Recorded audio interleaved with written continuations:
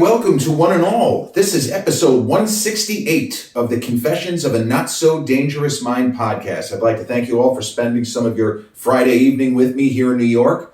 If you check out this episode on the YouTube channel but haven't done so already, please click like, subscribe, comment, share, turn on those notifications. Or if you catch this episode on the audio platforms such as Spotify or iTunes, same general rule applies. Click like, subscribe, share, turn on those notifications. So today marks the 33rd anniversary of the release of a movie that is pretty much a Gen X standard, and only Generation X, I might add. You'll find a lot of people, let's say from 40-ish to 55, maybe slightly more than 40-ish, 45 to 55 want to go there, but this is one of our movies. Doesn't get the acclaim of earlier films like The Breakfast Club or Ferris Bueller, but this is a movie that many of us have watched again and again and again. The film is Donald Petrie's 1991 Die Hard on a, Die Hard in a, Die Hard with a, Die Hard in a Prep School, Toy Soldiers, starring Oscar winner in a co-starring role, Louis Gossett Jr., and a pre-Rudy long post Goonies, way before Lord of the Rings, Sean Astin in the lead. And before deep diving into the movie Toy Soldiers, I want to talk about the really incredible phenomenon in Hollywood that took place after the surprising success of the original Die Hard. John McTiernan's 1988 original starring Bruce Willis after every other A-lister, because Bruce wasn't on the A-list yet, but after every other A-lister and big action star from supposedly Arnold and Sly Bronson on down passed on it, they got Bruce and movie magic and two really good sequels. Die Hard 2, huge hit. Die Hard with a Vengeance, big hit, terrific film, and all that. So after the success of Die Hard, and Die Hard 2 especially, but after the success of the first one, Hollywood started aping the concept. You have a lone male, in almost all cases, a lone male hero in a confined space with a specific amount of time, and there has been some kind of terrorist takeover, hijacking, hostage, sometimes, in the immortal words of Chevy Chase, answers D, all three. Hollywood just pumped out one movie after another for years using that formula. Even the Sylvester Stallone film, Cliffhanger. Well, how could they? They're not in a confined space. Yeah, they're in a confined space. They're on a fucking mountain. They're not exactly going anywhere. Where are you going? You're 8,000 feet up the Eiger or the Italian Alps or in Colorado.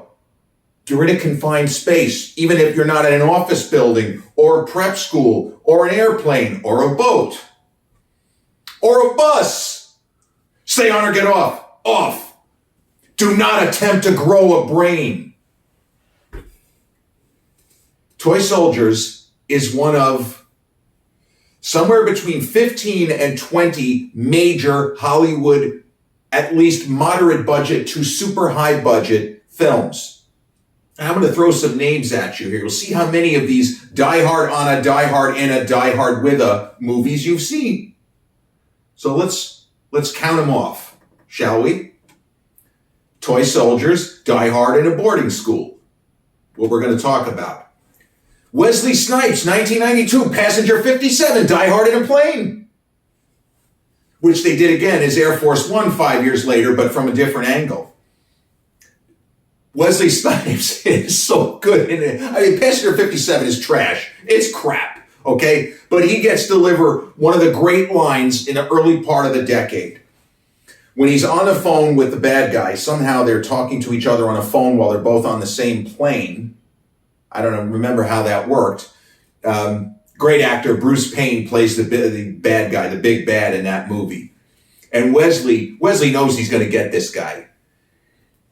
He snarls into the phone. You ever play roulette, Charlie?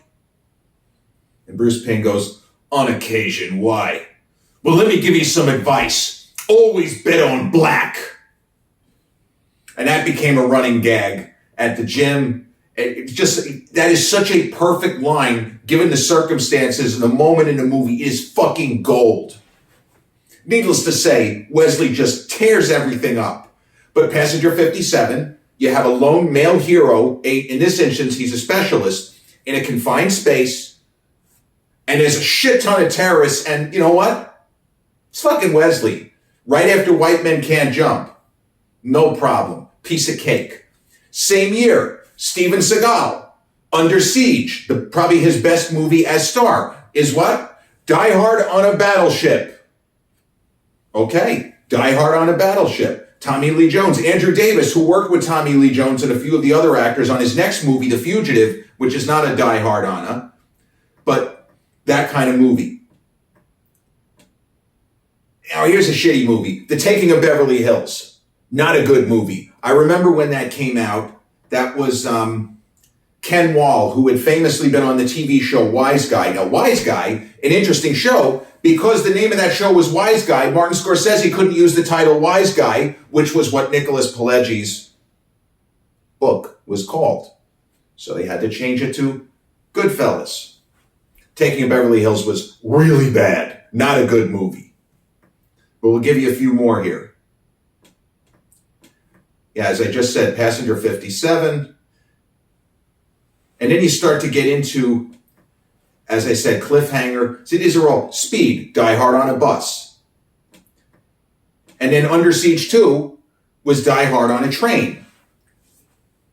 Just churned out one after another. 1996, Executive Decision, another Die Hard on a Plane. Air Force One, another Die Hard on a Plane.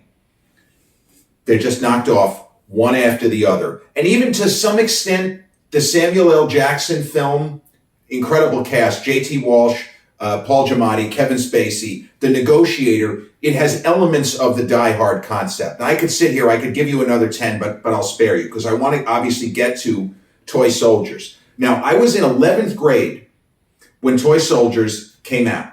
So this was April 1991. And I recall, embarrassingly, I was still taking a bus. Well, 17, not everybody has a driver's license. I was so antisocial, anti-everything. I was still taking the bus. For shame. But I remember a big topic of conversation. It was a Friday, obviously. We were on our way home. The weather was nice. And a couple of the kids were saying, hey, we're going to go see Toy Soldiers tonight at the Sunrise Mall. I can't wait for it. I'm really looking forward to it. Now, I was working part-time. I had some money. I could have just gone to the movies. I would have had to walk to the Sunrise Mall or get somebody to give me a lift or go with one of these if they were going with their parents or brother or whatever. But it wasn't even part of the thought process. Yes, I wanted to see the movie. If I could have transported to the movie theater, I would have seen it. But in my mind, I'm not going. I don't have where to go. My standard negative attitude. But although the movie was not really a big hit, it grossed more than its production cost. The budget was somewhere around 10 and it made like 13 or 14. So it couldn't be classified as a hit. But people who saw it told me, this is fucking great. It's almost as good as Die Hard. They didn't say it doesn't do what you think it's going to, but the idea was there were a lot of surprises in this film and that it wasn't what they expected. So I wanted to see it. I didn't see it in theaters. And when it came to VHS, I walked between a quarter and a half a mile up Division Avenue in Massapequa onto Merrick Road. Massapequa Bowl would be to my left. It's still there. All American would be about 100 feet to my right. Still there. And South Shore Video would have been about 300 feet that way, diagonally to my left as I approached Merrick Road. That's not still there. South Shore Video, the original owner, Eddie Rosa, I played baseball with his son. He sold sometime around 1993, and man, he did really well. He had the first local mom and pop video store. They did incredible business in there, but it was still very much in operation, even though Blockbusters had begun sprouting up everywhere. Well, long before 1991 era, there were Blockbusters, but mom and pop video stores still had a chance. And South Shore Video was the only video store in that section of Massapequa. A Blockbuster opened towards the Sunrise Mall, about 1.5 miles, maybe 2 miles further east. Again, I'm giving you a little geographical history of Massapequa. You'll have to bear with me. But I went to the South Shore Video. And the old school video stores, when a movie, it's like owning a restaurant. Some movies, each videotape cost a ton. Those were movies they called price to rent. You know, you had to like translate the gibberish back in the day. If it said price to own, the movie might be only $20. And $20 now is not an only. That's not cheap by any means. But $20 in 1991, it's a lot more money. But they called it price to own. They wanted you to buy the tape. But the movies that were price to rent, then it was tricky for the mom and pop video stores because they may have been hit for anywhere between $80 and $100 for one cassette. And they had to calculate how many rentals are we going to get from this? Is it going to justify the cost? Should we raise the prices? All of this kind of stuff. So I don't obviously know how many copies of Toy Soldiers they had, but it was a pretty hot new release. This would have been, let's say, August, September 1991. I rented it. I loved it. And I was, as has often happened with me, I was upset with myself for not seeing it in theaters. Now, I had opportunities the previous fall, Goodfellas and Home Alone. I had a chance to see both of those all-timers in theaters, and I punted. Mom wanted to see Goodfellas. Hey, I'm going with so-and-so. Do you want to come? No, I don't want to go. Brilliant. My dad took my sister to Home Alone. I didn't want to go. This wasn't quite as bad. Nobody said, hey, we're going. Do you want to go? It was more like I probably could have piggybacked with somebody. But I loved it. I loved the performances. And I was already a fan of Sean Astin because I liked the Goonies. That's even more of a Gen X standard, obviously, the Goonies. I like what Louis Gossett Jr. did in his role. That, yes, he is a kind of stern headmaster type character at the prep school, but he can think on his feet. He's quick, and his character could have been a stereotypical kind of wrong-headed asshole who thinks the kids are all bad. But they give him enough shadings where his character feels like three-dimensional. Where, yes, Sean Astin and his gang of buddies, they are troublemakers, but they're very intelligent. And he doesn't ever forget the fact that these are not just random, poorly behaved kids with bad attitudes. They're poorly behaved kids with bad attitudes who have high IQs. They are not stupid. And there are certain things they're going to be really good at. And so what the movie does that's different than others, because Andrew Divoff, man, he made a good villain. He was later in Wishmaster, if you've seen that. That was kind of a big 90s horror film. Andrew Divoff plays the leader. He's like the Hans Gruber of this movie, of a group of terrorists who take over this prep school. And they have, it's not really because reasons. They have an actual reason. Our people at home are being abused. It's like that kind of thing.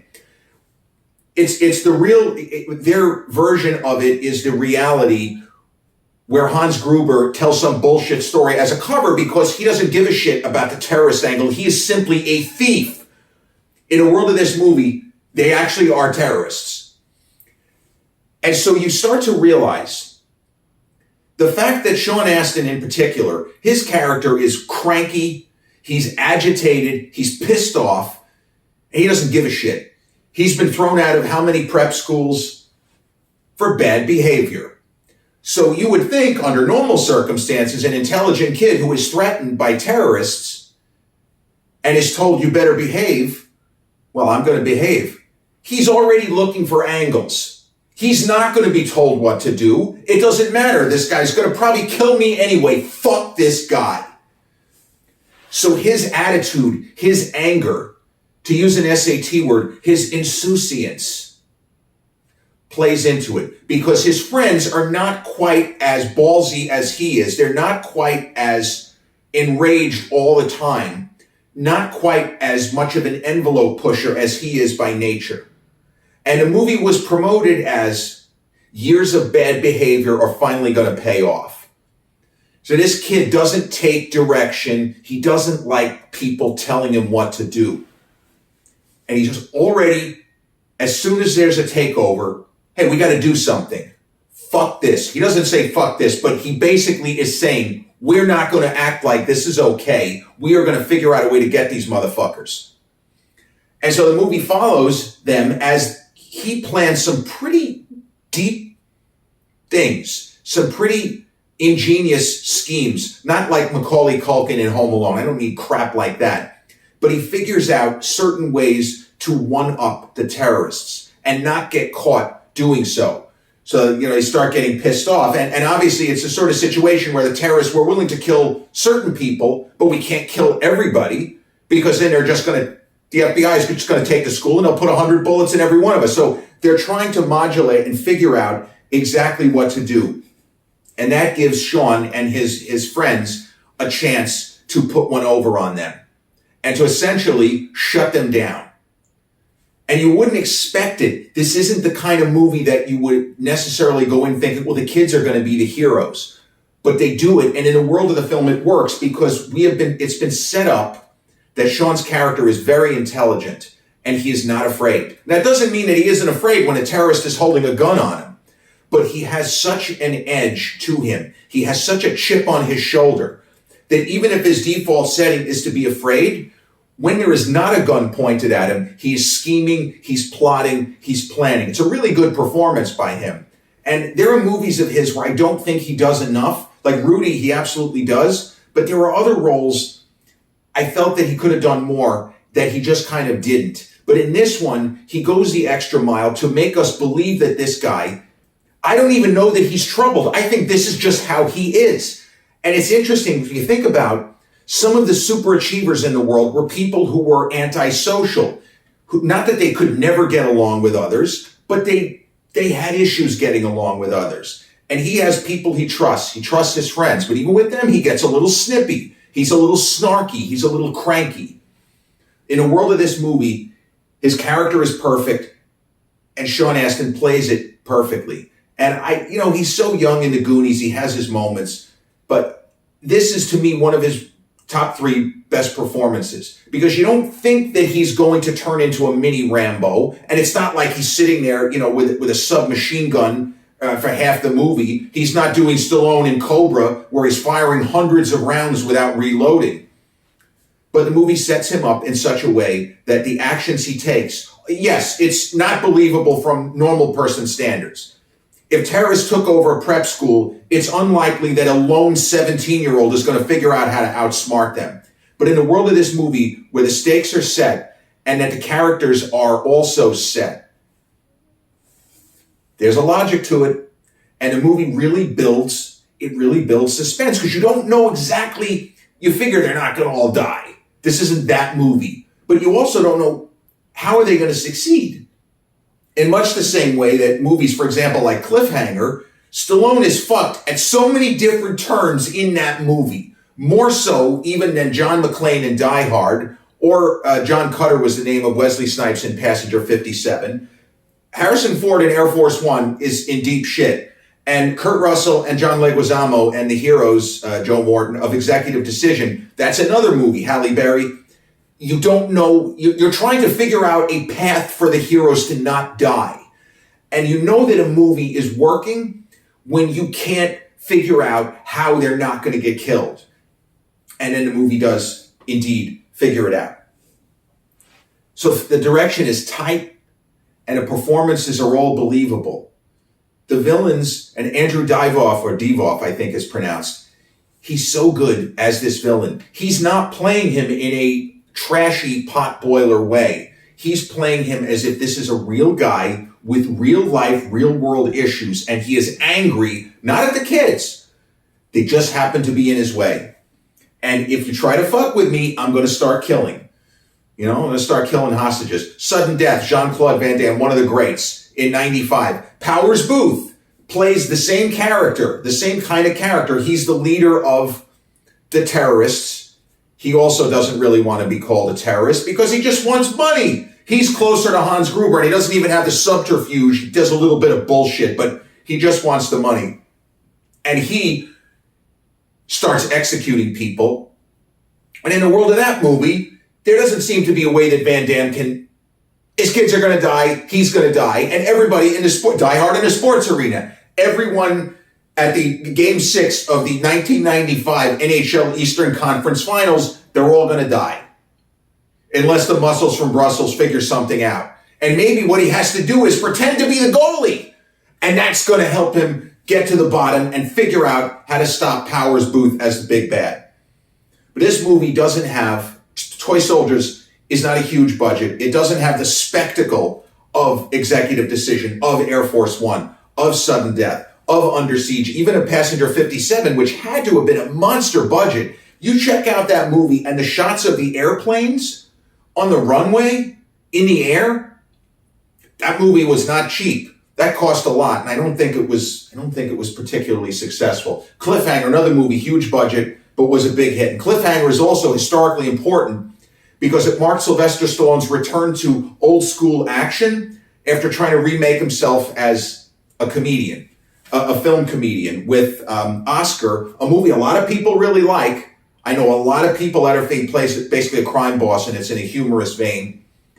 But then he did Stop or My Mom Will Shoot, which he just talked about in the interview, Harvey Levin, when he sat down with Stallone and Schwarzenegger. And Arnold basically said, I knew this script was terrible, but my agent told, Sly's guy, oh, Arnold's going to do it. And that's how Sly ended up making that atrocious film. But thank goodness it bombed as badly as it did, because Oscar was kind of a little bit of a modest box office hit. It came out around the same time as Toy Soldiers, 1991. Stop or My Mom Will Shoot was such a disaster, and he knew it was a disaster while he was making it. He had to do something more in his wheelhouse. Thank goodness, 93 gave us Cliffhanger, and 93 gave us Demolition Man, and 94 gave us The Specialist, and 95, well, it gave us Assassins and Judge Dredd. Judge Dredd is not good. Assassins has its moments. Then he did Daylight. Die Hard in the Lincoln Tunnel. There you go. Although there's no terrorist takeover, but the tunnel is the bad guy. They're stuck in a confined space. They're all going to die. It's funny, I didn't even think of Daylight. Did you ever have a way out of here? No. Stallone just goes on a suicide mission, essentially, in that movie. But Toy Soldiers is a one-off. And, I remember seeing Die Hard the first time, and I wasn't thinking sequel. In the same way when I saw Lethal Weapon, I knew it had been a hit. I wasn't thinking sequel. There are certain movies where it's almost impossible to imagine a sequel. Toy Soldiers is one of those movies. Even if it had been a monster hit, I guess they could have figured something out. But how would they do it? I don't even know how they would do it. It's impossible. This was always going to be a one-off because it's about characters at a particular point in their life, at a particular place, at a particular time. And, that's good enough. In a world of this movie, one thing that the characters do early to show how clever they are, it's pretty funny because it fooled me the first time I saw it. So there's a moment in the movie where their dorm room kind of gets raided. I guess somebody tips off headmaster. And they say, what do you got in this bottle over here? It's a bottle of Scope. It's a bottle of Scope. He said, what do you mean what's in the bottle? It's fucking mouthwash. Yeah, I don't think so. And I remember watching a movie. What do you mean? What the fuck is this? This is before the terrorist takeover. So Sean Astin's character used some kind of food coloring with peppermint schnapps and a couple of other additives that looked just like Scope. Now, Louis Gossett Jr. already knew that other people had tried this trick, so it didn't work. But that's the kind of outside-the-box thinking. Now, honestly, people used to tell me I was relatively intelligent. I never would have thought of something like that. Not that I was going to hide liquor, but I would never think in terms of, I'll just try to make it look like Scope. A great idea. Didn't quite work. Now, there is one scene in the movie that didn't make that of an impression on me, but later in life, a number of people in my circle of friends and family, I might add. Louis Gossett Jr. has a moment in the film where he is fed up, again, before the terrorist takeover. There's a lot of lighthearted moments of Louis Gossett Jr. getting pissed off and Sean Astin either outsmarting him or just acting like a dick. And so there's a moment where Sean Astin is supposed to throw something away, and he doesn't do it right, and it's a banana, and it falls, and Louis Gossett Jr. is almost foaming at the mouth with rage, and he just goes one word at a time. Pick up that banana. Where each word is, he's choking on how angry he is. I wish that had become like a catchphrase, and I feel like if the movie came out now, where everything goes viral, pick up that banana. I mean, it could be a metaphor. It could be anything else. But in the world of this movie, pick up that banana is literal. And Sean Astin was just fucking with him and pick up that banana. It's not quite put that coffee down. I wish it was, but it's not. Now, Toy Soldiers is, to my knowledge, not available to stream for free. I know it was on the Stars channel a while back, and it is available to rent on Amazon Prime for, depending on your location, $2 or $3. You could purchase it for $5. If you like ground level, old school action is how I would describe it. Because yes, there are some special effects. They're mostly practical. This is not industrial light and magic. There's no green screen.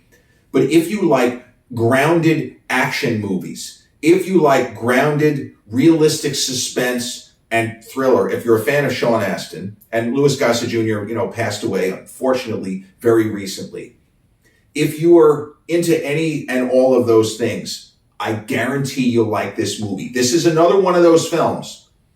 And I mentioned this when I did the episode on Dennis Quaid in the movie Frequency. Toy Soldiers is a movie. If you're very young, if you're my age, a Gen Xer, if you're older, if you're an elder millennial, it doesn't matter. Ask people you know, my age, a little bit younger, ask them about this movie. Do you ever see that movie called Toy Soldiers with Sean Astin, Louis Gossett Jr.? It's like a Die Hard movie. Guaranteed, if they've seen it, their eyes will light up and they will say something like, oh my God, I love that movie. I've seen that movie 10 times. Take that to the bank. This is one of those movies that doesn't get talked about that much. It's not as well known as most of the other Die Hard Anna movies. But people who've seen it have often seen it multiple times. And if asked about it, they will tell you, I can't believe you haven't seen it. Holy shit, you'll love this movie. Toy Soldiers, released on this day, 1991, directed by Donald Petrie and starring Sean Astin, Louis Gossett Jr., and Andrew Divoff. This has been episode 168 of the Confessions of a Not So Dangerous Mind podcast. I'd like to thank you all for spending some of your Friday evening with me on this kind of special Gen X on this day. But if you caught this episode on the YouTube channel, enjoyed it, haven't done so already, please click like, subscribe, comment, share, turn on those notifications. Or if you caught this episode on the audio platforms such as Spotify or iTunes, same general rule applies. Click like, subscribe, share, turn on those notifications. I'll be back with episode 169 real soon. Until then, peace.